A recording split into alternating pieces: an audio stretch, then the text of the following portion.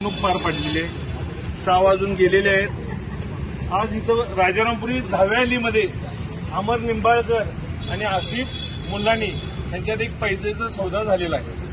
नितीन पाटील साक्षीदार आहेत। पैज अशी ठरलेली आहे की 50,000 रुपये आज नितीन पाटलांकडे जमा झालेले आहेत। रोखीनं अमर निंबाळकरनी 50,000 दिलेले आहेत आणि ऑनलाईन ट्रान्झॅक्शननं 50,000 नितीन पोस्ट झालेले आहेत। बरोबर।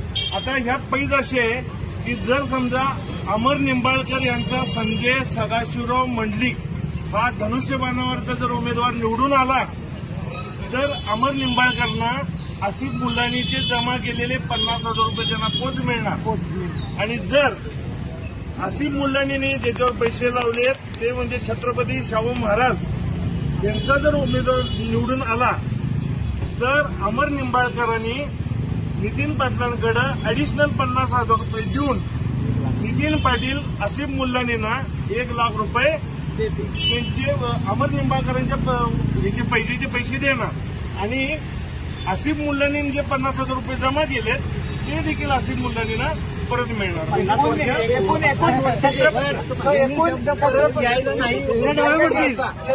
शाहू महाराज निवडून आसिफ मुल्लानी टोटल 1.5 लाख रुपये मिळणार।